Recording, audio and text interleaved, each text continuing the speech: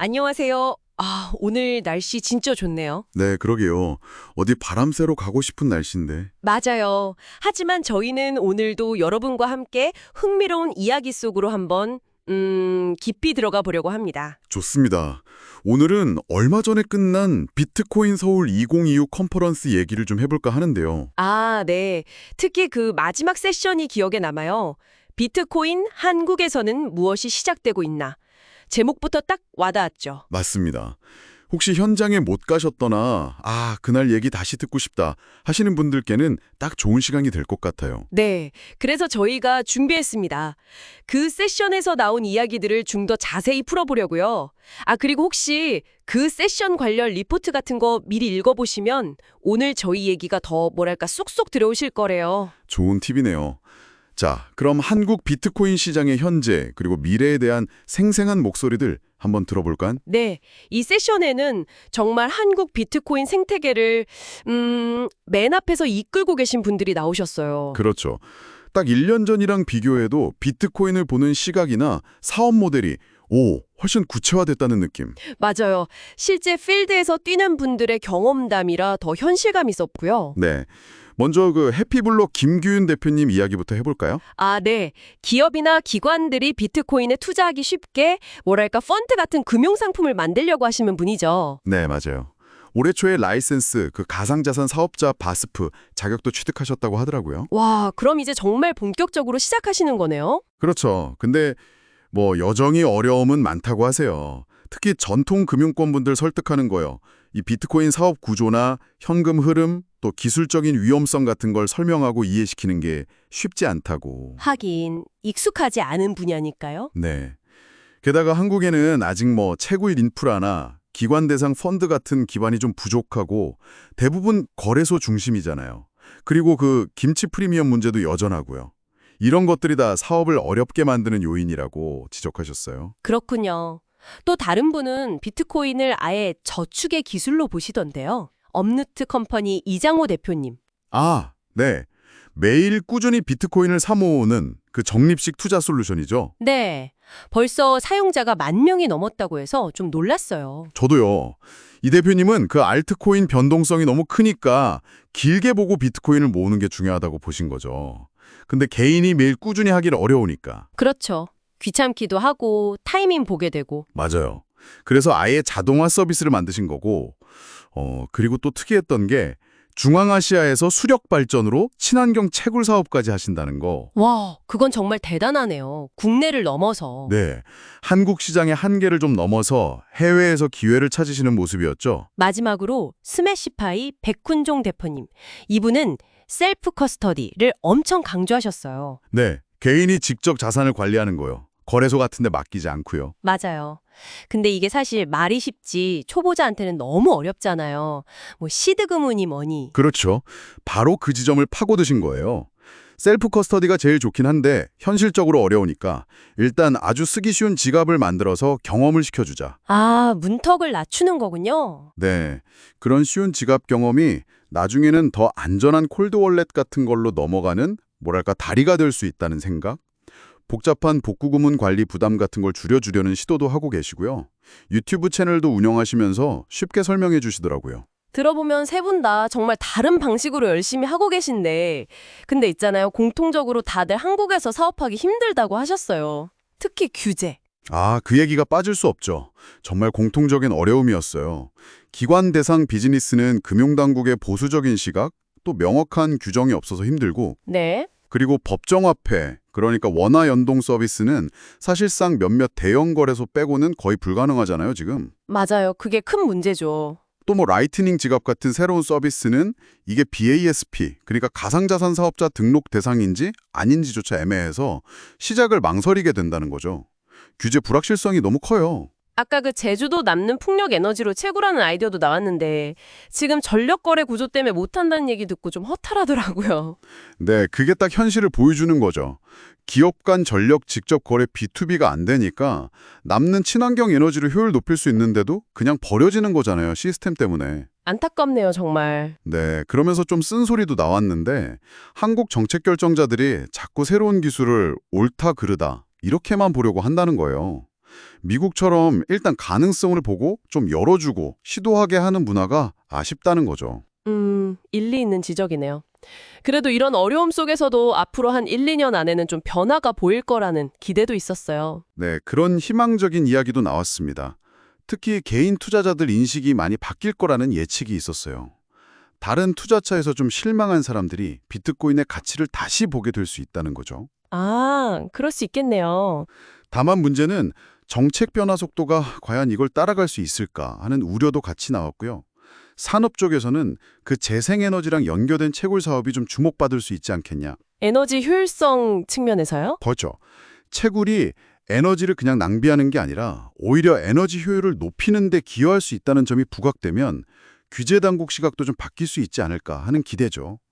그리고 한국에서도 마이크로 스트래티지처럼 비트코인을 대량으로 보유하는 기업이나 아예 상장하는 채굴 기업이 나올 수도 있지 않겠냐는 전망도 있었고요. 와, 정말 다양한 이야기가 오갔네요.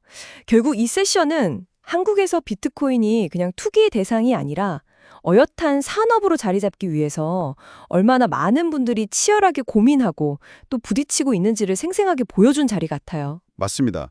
저는 개인적으로 규제라는 그 높은 벽 앞에서 좌절하기보다는 어떻게든 길을 찾으려는 그 기업가 정신에 정말 인상 깊었어요. 특히 그 버려지는 에너지랑 채굴을 연결해서 새로운 가치를 만들려는 시도 같은 거요. 아주 흥미로웠습니다. 저도 완전 공감해요.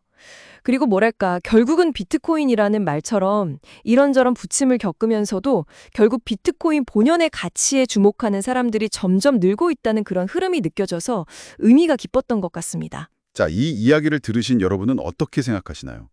한국이 아시아의 비트코인 허브가 되려면 과연 혁신적인 기술 개발이 먼저일까요? 아니면 이 꽉 막힌 규제를 풀고 인식을 바꾸는 게 더 시급할까요? 한 번쯤 생각해 보시면 좋을 것 같습니다. 네, 오늘 저희가 파헤쳐본 이야기는 여기까지입니다. 다음번에도 더 흥미로운 자료와 분석으로 여러분을 찾아뵙겠습니다. 편안한 하루 보내세요. 감사합니다. Welcome to the deep dive. Today we're looking back, taking you back actually, to an event that's really been buzzing with energy and innovation. Bitcoin Seoul 2025. Yes, if you couldn't make it to the conference this year, or maybe you were there but want a bit of a recap or refresher on the key insights, well, this deep dive is definitely for you. We've gone through a really important panel discussion to pull out the most crucial bits. Our mission here is to give you something like a front row seat to the session called What is Beginning in Bitcoin in Korea. It featured the people who are actually, building this future. You're going to hear straight from them their vision, challenges, predictions. It's pretty amazing, actually, how much things have shifted in just 12 months. Bitcoin Seoul, this was its second year, right? And it really showed how fast the Bitcoin ecosystem is evolving over in Korea. So we're going to explore really the cutting edge of what's happening right now. Absolutely. We're diving into the insights from a panel, and it was moderated by Lee Young-wook. He's the organizer of Bitcoin Seoul, and he brought together three really impressive operators who are, as he put it, making the beginning of Bitcoin business in Korea. These aren't just commentators. They're in the trenches building things. That's the key point, isn't it? Who are these players and what makes what they're doing so vital for the Korean market specifically? Because their approaches, they're quite different, highlighting the various ways Bitcoin's getting woven into the fabric there. Okay, first up, Kim Ki-yoon. He's the CEO of Happy Block. Now, his company hit a major milestone. They secured a virtual asset business license back in January 2025. And for anyone not familiar, getting that VASP license, virtual asset service provider, that's a massive hurdle. It's basically the government saying, okay, you can legally operate a crypto business. It's a big stamp of approval. Exactly. And their main goal, it's about making Bitcoin investment way more accessible. For institutions, yes, but also for, the general public. Yeah. And they're primarily doing this through creating Bitcoin funds, sort of a regulated path for more people to get involved. Right, creating those familiar structures. Okay, and then there's Lee Jae-woo. Yeah, Lee Jae-woo, CEO of Uproot Company. He founded it back in 2022. They run a solution called Bit Saving. The whole idea is helping people invest in Bitcoin through, regular systematic savings. DCA, essentially. Dollar cost averaging, yeah. Framing Bitcoin as a technology of saving. I like that framing. Me too. Yeah. He said they have about 10,000 users in Korea right now, helping them build up Bitcoin holdings over time. Okay. And what's also interesting, they're involved in Bitcoin mining over in Central Asia, specifically using hydropower, so renewable energy. So not just accumulation, but sustainable accumulation. That's a key angle. Definitely. And the third one, rounding out the panel, was Baek-Hon Jong. He's the CEO of SmashFi. His company offers a Bitcoin investment service, but also a personal wallet solution. Oh, right. And he's got that YouTube channel, doesn't he? Omniscient Bitcoin Viewpoint. Yeah. Pretty popular. That's the one. He really hammered home his strong belief, his conviction in Bitcoin. So much so that he actually rebranded his old service. It was called Sandbank to SmashFi a couple of years ago.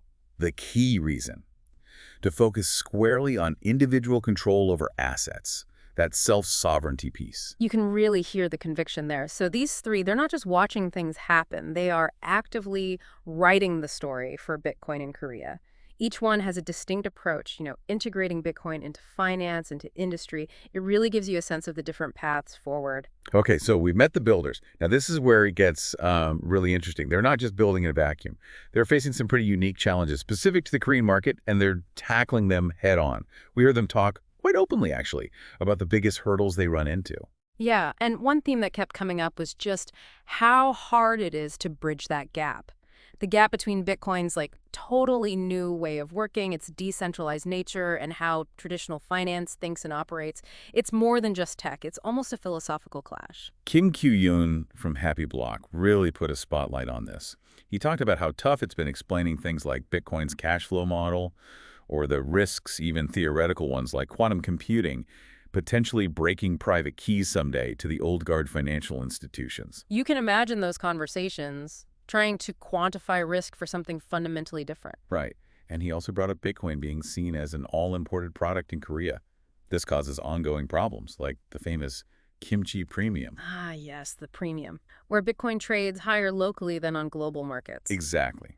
Often because of capital controls and, crucially, no clear, transparent way for a wholesale import. It shows a real disconnect in the market plumbing. A friction point. Definitely.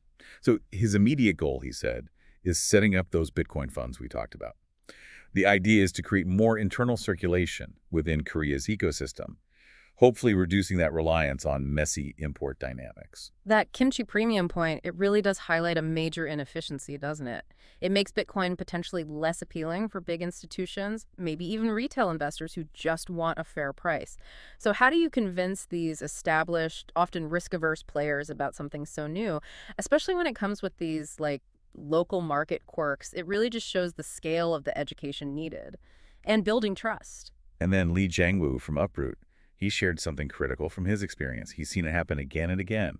People investing in altcoins, anything other than Bitcoin, often end up losing significant amounts of money. The siren song of quick gains. Pretty much. Yeah. He's convinced that long-term Bitcoin investment, hodling, is really essential. Not just for individual investors to actually come out ahead, but for the whole industry to grow in a healthy, sustainable way. Makes sense. Build on the foundation. So his bit saving service, it tackles a very human problem. Most people aren't great at consistent automated saving. It just makes it easier to stack sats over time.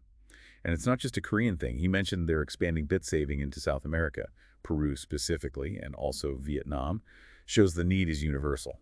Interesting. And connecting that to the third panelist, Baek-Hon Jong from SmashFi, he's really passionate about self-custody. He called it the ultimate destination for Bitcoin users. By self-custody, we mean holding your own keys, right? Not relying on an exchange or third party, taking control. Exactly. Eliminating that third-party risk hacks, bankruptcies, funds getting frozen, true financial freedom. But he gets it. It's complicated for newcomers. Right. He totally acknowledged the complexity, which is why he's looking into ways to make personal wallets much easier to handle. Maybe things like automatic seed phrase backup on your phone, or ways to recover your wallet using multiple devices, just trying to smooth that path for new users into managing their own Bitcoin safely. That seed phrase, the backup words, that's often the biggest hurdle for people. Making that less intimidating is key. For sure. Okay, so beyond the tech and the business models, there was another huge theme: the regulations. The complex regulatory environment in Korea, and maybe even deeper cultural mindsets that affect how Bitcoin is adopted. Yeah, this was super insightful. It helps explain why Korea, even though it's so tech-savvy, faces these really unique, sometimes surprising roadblocks in crypto. It's not just about the tech itself, it's about the rules and, how people think about new things. Lee Jae-woo pointed out a big difference. He mentioned services like Strike overseas. They make it easy to send Bitcoin instantly, converting fiat currencies smoothly. But in Korea, businesses that aren't exchanges, They really struggle to handle fiat directly. This bottleneck's a key entry point for everyday use, for innovation outside the big trading platforms. Limits the on-ramps and off-ramps. Exactly. And he also flagged the uncertainty around Lightning Network services, like the popular wallet of Satoshi. The basic question is, do these fast, off-chain payment wallets even need a VASP registration? Nobody's quite sure. That ambiguity is killer for startups, isn't it? Creates a huge barrier if you don't know the rules. Definitely stifles innovation on that second layer. And the thing that really grabbed my attention from Li Jiangwu was about Bitcoin mining. He gave the specific example, Jeju Island. It generates a lot of renewable energy from wind power, something like 150 gigawatts a year. But get this, a big chunk of that power is curtailed. Meaning it's just wasted, produced but not used. Precisely. Wasted because there's no demand at that moment or no way to store or send it effectively. He calculated this unused energy could potentially mine around 1,000 Bitcoins. Wow. But, and here's a kicker, current Korean regulations prevent business-to-business energy trading. So you can't have a private company just buy that surplus power and use it for mining or anything else. That Jeju example is so powerful. It just perfectly shows how old rules, designed for a different world, can accidentally block progress in new areas. You have to wonder, right? Other places are exploring how mining can actually help the grid, use up excess renewables. Why can't Korea tap into this wasted resource? It feels like a missed opportunity, not just for Bitcoin, but for energy efficiency, maybe even local economic development on Jeju. It really does. And then Baek Kunjung, he zoomed out even further, offering this more philosophical take on how policymakers see things.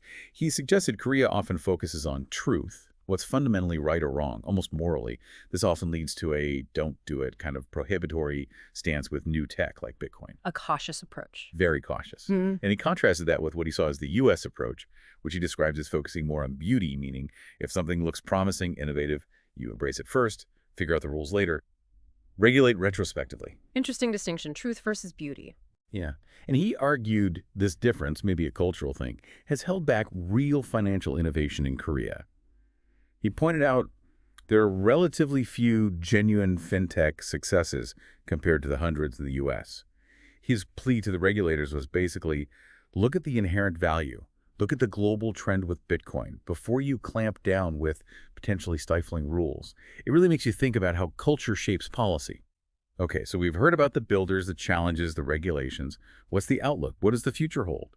The panelists share their thoughts on where things are heading, market sentiment shifts, and changes they expect in Korea's Bitcoin scene in the next, say, year or two. Well, the general feeling, as Li Jiangwu put it, seems to be this altcoin fatigue. After maybe getting burned on more speculative assets, people are increasingly realizing it all comes back to Bitcoin. There's a growing sense of Bitcoin as the foundation, the reliable long-term store of value. And we are seeing some positive signs on the official front, too, like phased permission for companies to hold Bitcoin on their balance sheets was announced in February 2025. That's a step towards institutional acceptance. Significant step. Yeah, and the head of the Korea Financial Investment Association, Seoul2025, he's been making pretty strong positive noises about Bitcoin ETFs. Exchange-traded funds, that would open the door for traditional investors, wouldn't it? Big time. Big time. Plus, just the general growth of Lightning payment options we mentioned that shows increasing utility. It's not just about speculation anymore. And Baek Kunjung, he sees a big shift coming in how retail investors think. He believes as more people maybe face disappointments in traditional asset stocks, real estate, whatever, and as they learn more about what Bitcoin actually is, the desire to own it will just get stronger, almost like a pull. Regardless of whether the official policies keep pace immediately, people's real-world experience driving demand. That's a powerful thought. Then Li Jiangwu, he pictured more of an industrial shift. He made that comparison again to how the U.S. started looking at Bitcoin policy, connecting it first to energy and mining. Right, the energy angle. He thinks as Korea pushes harder on renewables, the way Bitcoin mining can efficiently use up surplus or stranded energy will just become obvious, hard to ignore. Makes sense, turning a problem into a solution. Exactly. He sees potential for real industrial synergy in the next 2 or 3 years. Bitcoin becoming something tangible that actually helps our lives by, say, making the grid more efficient or monetizing wasted power. And Kim Ki-yoon, connecting to that broader picture, he made a really bold prediction. He thinks next year's Bitcoin conference in Seoul will see maybe 3 or 4 times the attendance, just reflecting that surging interest. Wow, 3 or 4 times. Yeah. And even more, he expects Korean versions of big Bitcoin players like a MicroStrategy holding corporate Bitcoin or a marathon-style mining giant to emerge within just 1 year. That would really cement the domestic ecosystem, wouldn't it? Absolutely. He drew a parallel saying, just like Koreans studied and embraced Tesla as this symbol of innovation, they'll increasingly engage with Bitcoin experts and its potential at these events and beyond. Well, what an incredible deep dive that was into Bitcoin Seoul 2025. It's just so clear that Bitcoin in Korea is way more than just, an asset to trade. It's really blossoming into this vibrant business ecosystem, and for a growing number of people, maybe even a way of life. Definitely. I think what really stands out from that panel, looking at the big picture, is just the sheer drive, that entrepreneurial spirit pushing innovation forward. And they're doing it despite some pretty significant regulatory fog and those cultural hurdles we talked about. It really speaks to their conviction. Yeah, my main takeaway was just that optimism, that determination. These people, they aren't just sitting back waiting for things to change. They're actively building the pipes, the tools, the user experiences needed for Bitcoin to really take root and flourish in Korea. It's honestly inspiring watching them push those boundaries and educate everyone along the way. And the feeling I got most strongly was this mix of urgency and expectation. Like Bae Kun-jong said, expectation for Bitcoin is now emerging. Lee Jin-oh pointed to the exciting growth of grassroots Bitcoin communities. And Kim Kyu-yeon mentioned that sense of crisis among traditional finance players who are still hesitant. So you've got this bottom-up enthusiasm, top-down hesitation, and these entrepreneurs in the middle building bridges. It really feels like a turning point for Korea in the Bitcoin world. So as you've been listening along, what really stands out to you from this whole discussion? Maybe here's a final thought to chew on. As Korea grapples with its energy transition and its push for financial innovation, could Bitcoin mining seen not just financially, but as that industrial tool for energy management actually be the unexpected catalyst?